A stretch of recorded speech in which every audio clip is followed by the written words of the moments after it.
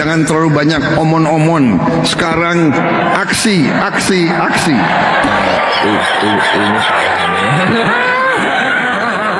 Kalau benar masuk akal, saya setuju. Kalau ngomong-ngomong, ya kumaha. Kita mau mimpin, kita mau bawa agenda, kita mau cerita itu cerita, omon-omon, ya, tak bisa. Jadi tidak hanya omon-omon, kerjanya omon saja, gak bisa. Waktu ku kecil ku ingin makan daging wagyu. Pas sudah gede mau makan wagyu BPPN dulu. Ku pengen move on, lihat balon sambil makan salmon.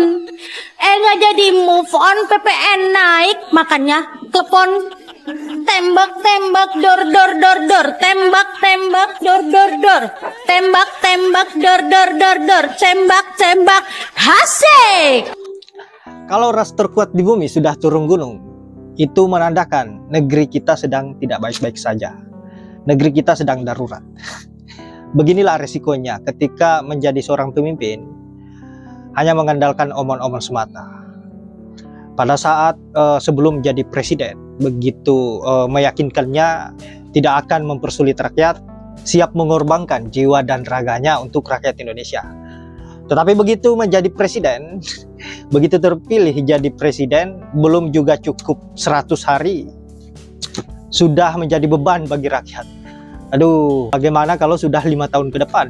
Mungkin negeri ini sudah betul-betul hancur. Atau apa yang menjadi prediksi Pak Prabowo di 2019 bahwa Indonesia di tahun 2030 akan bubar. Apakah itu akan menjadi ramalan yang terbukti ke depannya, mengingat bahwa apa yang terjadi hari ini betul-betul sangat miris. Nah, sahabat-sahabat, untuk itu langsung saja kita lanjut ke videonya, bagaimana komentar-komentar para emak-emak ini atau para Srikan di NKRI. Saya kira apa yang menjadi komentarnya sangat cerdas terkait dengan apa yang menjadi kebijakan pemimpin di negeri ini yang sangat-sangat membagongkan. Langsung saja ke videonya. Kali ini pemerintah benar-benar blunder. Kenapa blunder? Yang awalnya kenaikan PPN 12% hanya untuk barang-barang mewah. Namun di awal juga barang mewahnya tidak dijelaskan spesifikasinya seperti apa. Baru-baru ini beberapa media termasuk Kompas juga menerbitkan barang mewah yang dimaksud itu sabun, ternyata juga termasuk barang mewah. Kenapa ya pemerintah itu hobi banget malakin rakyat? Coba kalian pernah nggak naik pesawat? Di atas kita lihat itu tanah kita, negeri kita itu udah banyak banget bolongnya. Otomatis sumber daya alam Indonesia itu banyak dikeruk. Uangnya lari kemana ya? Belum lagi di Papua itu satu gunung isinya emas semua. Tapi masyarakat sekitarnya banyak sekali yang memprihatinkan. Kenapa ya pemerintah sekarang itu? Ya nggak sekarang sih, beberapa tahun kebelakangan juga sukanya ngeprank. Saya sebagai pemilih 2 periode yang lalu sangat menyesal sih, jujur aja. Ini pasti buzzer-buzzer pada nyerang. Kenapa mereka sukanya malakin rakyat? Ada opsi lain nggak sih? Kenapa? Sumber daya alam kita udah banyak dikeruk, itu uangnya lari kemana? Terus koruptor-koruptor yang triliunan itu, kenapa nggak diambil aja asetnya? Terus untuk nutupin utang kita. Tapi kan kita dapat diskon 50%. Diskonnya cuma 2 bulan, wah. 2 bulan tuh gak sebanding sama kenaikan yang terus berlanjut. Belum lagi pajak kendaraan yang ikutan naik juga. Kita husnuzon aja sama pemerintah. Mungkin ingin disubstitusi ke kendaraan yang lebih ramah lingkungan, contohnya kendaraan listrik. Tapi listriknya juga ikutan naik.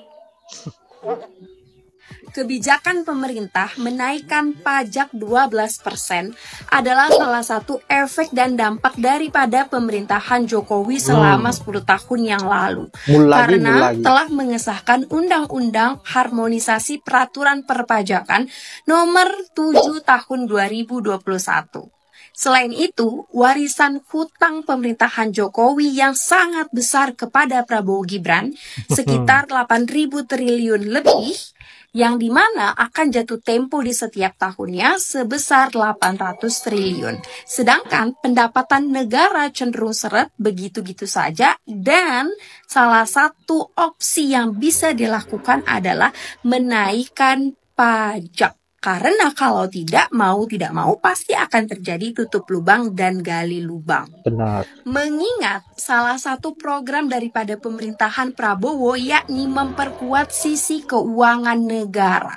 Yang dimana mau tidak mau ya harus menaikkan pajak. Kalau tidak, semua program pemerintah yang sangat bombastis, mulai dari makan siang bergizi, proyek strategis nasional, keberlanjutan IKN, sampai kepada 3 juta rumah untuk warga tidak akan bisa berlangsung secara maksimal.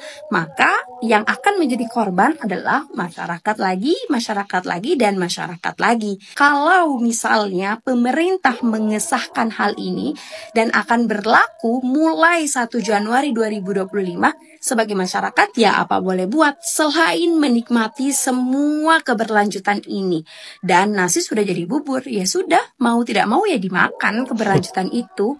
Tapi gue nih masih heran sama Menteri Keuangan Sri Mulyani yang mengatakan Indonesia adalah negara dengan pembayaran pajak yang cenderung masih murah.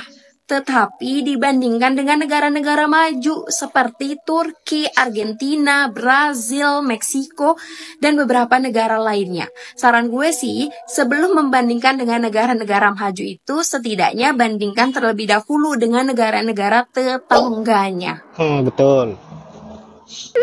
Wih, rupiah anjlok ke angka 16.300. Uh. OTW 20.000 nih. Makin menyala negaraku. Baru aja PPN itu diketok naik menjadi 12%. Alah ternyata dolar nggak mau kalah, ikut naik juga bareng sama kenaikan PPN 12%. Ini ibarat kata rakyat Indonesia itu udah jatuh ketimpa tangga, ketimpa gendeng plurak. Triple kills. Triple kill nggak tuh? Ngomong-ngomong soal rupiah, saya jadi inget utang negaranya. Ketika rupiah masih di angka 15.000 aja, utang negara kita semakin tahun semakin naik. Lah apa kabar kalau rupiah anjlok ke angka 16.300? Apa nggak makin naik itu utang negara? Hah? Nah, kalau kondisi rupiah semakin tahun semakin anjlok kayak gini, udah bisa dipastikan tahun depan PPN pasti ikut naik ke angka 13%. Untuk apa? Ngeri. Untuk menutup defisit keuangan negara, bos. Jujur aja sedih, bos, melihat kondisi mata uang negara kita. Indonesia itu kaya akan sumber daya alam loh, punya cadangan emas, minyak, gas, tembaga, bauksit, nikel. Apa aja punya, tapi nilai mata uang negara kita itu jauh di bawah nilai mata uang negara yang tanpa sumber daya alam seperti Singapura.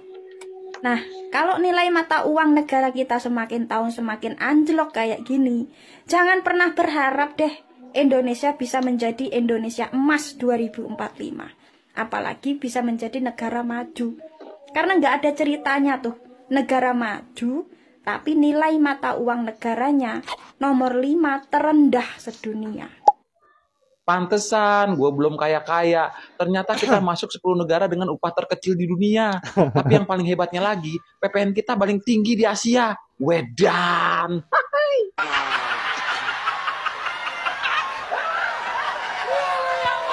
Yap, itulah berbagai komentar terkait dengan apa yang terjadi belakangan ini mengenai kebijakan persoalan PPN 12% akan dilaksanakan pada Januari 2025, sekaligus membuktikan bahwa apa yang menjadi janjinya Pak Prabowo hanyalah omong-omong semata.